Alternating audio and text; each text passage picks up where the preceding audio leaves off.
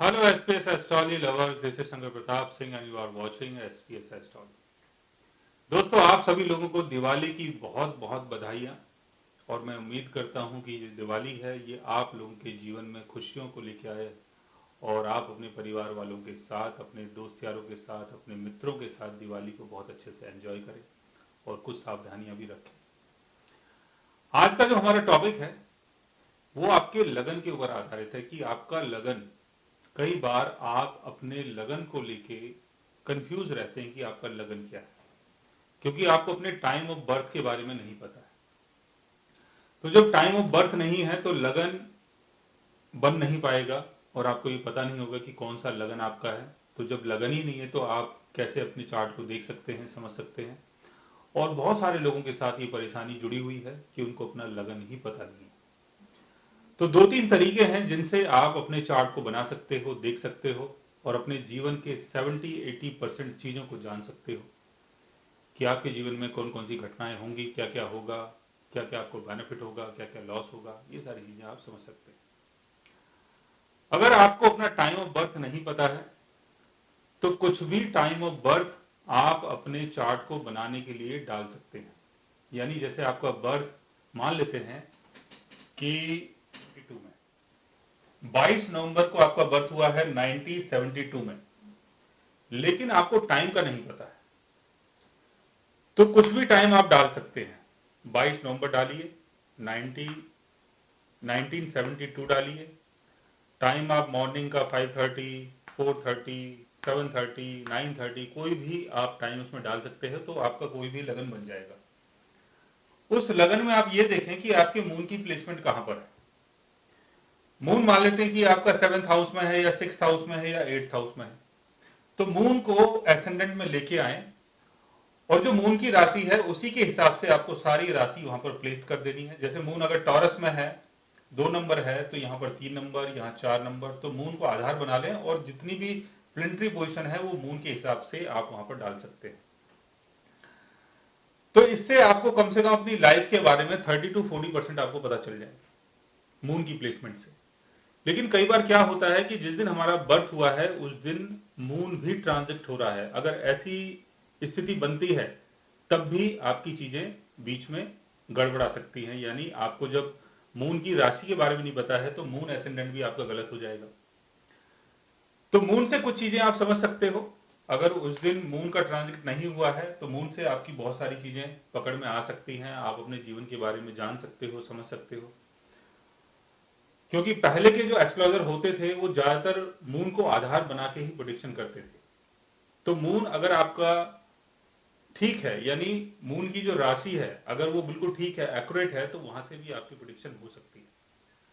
अब जैसे मैंने बताया कि मून, मान लेते हैं कि उस दिन में मून कहीं और ट्रांजिट हो जाता है, किसी और दूसरी राशि में मून चला जाता है, लेकिन आपने डाला टॉरस बन गया जेमिनी, या आपने डाला जेमिनी बन गया टॉरस, तो गड़बड़ हो गई।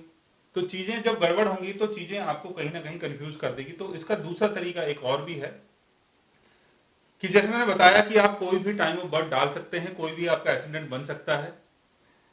और उस एसेंडेंट के अंदर आप ये देखें कि वो जो चार्ट बना है, एरीज साइन कहां पर है। एरीज साइन मान लेते हैं कि 11th हाउस में एरीज साइन आ रहा है, 11th हाउस में एरीज साइन आ रहा है, 12th हाउस में टॉरस आ रहा है, फर्स्ट हाउस में थर्ड आ रहा है लिखा हुआ, और सेकंड हाउस में 4 नंबर आ रहा है, फिफ्थ हाउस में, सॉरी थर्ड हाउस में 5 नंबर लिखा हुआ आ रहा है। तो ऐसी प्लेसमेंट आपके बर्थ चार्ट में बन जाएगी। अब एरीज साइन में राहु की प्लेसमेंट है, टॉरस साइन में आपका सैटर्न प्लेस्ड है। इस तरीके से आपका पूरा चार्ट बना हुआ आपको मिलेगा। तो आपको करना क्या है, आपको एरीज जो साइन है इसको फर्स्ट हाउस में लेके आना है। एरीज साइन को फर्स्ट हाउस में लेके आइए और राहु की प्लेसमेंट यहां पर होगी। टॉरस साइन को सेकंड हाउस में लेके आइए, सैटर्न की प्लेसमेंट यहां पर होगी। तो इस तरीके से जो प्लेनेट जिस राशि में प्लेस्ड है उसको उस साइन में आपको प्लेस कर देना है और एरीज एसेंडेंट आपको बना देना है। तो इस तरीके से भी आप 40% to 50% अपने जीवन के बारे में जान पाएंगे, समझ पाएंगे। लेकिन अंतरदशा महादशा का आपको बिल्कुल पता नहीं चलेगा, क्योंकि उसके लिए टाइम ऑफ बर्थ का होना बहुत जरूरी है। और इस चीज के थ्रू आपका जो D9 चार्ट है वो भी आपको नहीं देखना चाहिए और जितने भी डिविजनल चार्ट हैं वो भी आपको नहीं देखने चाहिए। क्योंकि D9 चार्ट और डिविजनल चार्ट्स को देखने के लिए आपका टाइम ऑफ बर्थ बिल्कुल एक्यूरेट होना चाहिए। लेकिन इस मेथड के थ्रू आप चीजों को समझ पाएंगे, और अगर आपको अपना लगन डिसाइड करना है, लगन के बारे में जानना है, तो उसके लिए आप अपनी पास्ट की चीजों को देखें कि आपकी शादी कब हुई थी, कितनी एजुकेशन है, क्या क्या घटनाएं आपके जीवन में हुई हैं।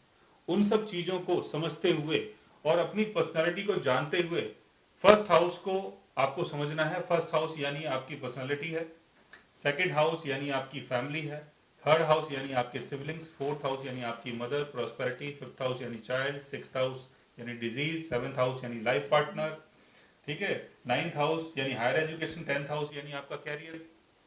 तो अलग अलग लगन बना के आप ये देखें कि आपकी पर्सनालिटी जो है उस लगन की राशि से या लगन में बैठे हुए जो प्लैनेट्स हैं उनसे मैच करती है कि नहीं करती है। टेंथ हाउस से आपको अपने कैरियर का पता चल जाएगा, फोर्थ हाउस से आपको अपने घर का पता चल जाएगा, सेवेंथ हाउस से आपको अपने लाइफ पार्टनर का पता चल जाएगा और लाइफ पार्टनर के नेचर का पता चल जाएगा। तो इस तरीके से भी आप अपने लगन को ढूंढ सकते हैं, लेकिन इसके लिए आपको पूरी एस्ट्रोलॉजी आनी चाहिए। यानी एस्ट्रोलॉजी की नॉलेज आपको प्रॉपर तरीके से होनी चाहिए कि कौन सा लगन क्या होता है, और उस लगन के हिसाब से कोई भी पर्सन है उसकी पर्सनैलिटी क्या होती है, कैसी होनी चाहिए। अगर टेंथ हाउस में कोई राशि आ रही है तो कौन सा प्रोफेशन उनका होना चाहिए। तो इस चीज को कोई एस्ट्रोलॉजर ही ढूंढ सकता है। बाकी अगर किसी को थोड़ी बहुत एस्ट्रोलॉजी आती है तो शायद वो भी अपने लगन को ना ढूंढ पाए। तो मून राशि के हिसाब से आप चीजों को ढूंढ सकते हैं, लेकिन मून राशि में एक और बात आती है कि मून अगर किसी दूसरी राशि में ट्रांजिट हो जाता है उस पर्टिकुलर डे में, तब भी आप कंफ्यूज हो सकते हैं। और जो तीसरा जो तरीका है वो ये है कि आपके बर्थ चार्ट में जो भी आपने बर्थ चार्ट उस दिन बनाया है, उस दिन का जो भी बर्थ चार्ट बनाया है, टाइम डिसाइडेड नहीं है, टाइम आप कुछ भी वहां डाल सकते हैं।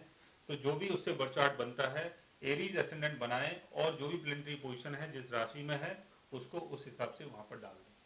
तो उसके हिसाब से भी आप अपनी लाइफ के बारे में 40 to 50% जान सकते हैं। सो गाइस, आज मैंने आपको बताया एक ऐसे मेथड के बारे में जिसमें आपका लगन जो है वो आपको नहीं पता होता है, लेकिन फिर भी आप अपने जीवन के बारे में जान सकते हैं, समझ सकते हैं। अगर आप भी जानना चाहते हैं किसी ऐसी चीज के बारे में तो उसके लिए आप हमारे चैनल को सब्सक्राइब कर सकते हैं।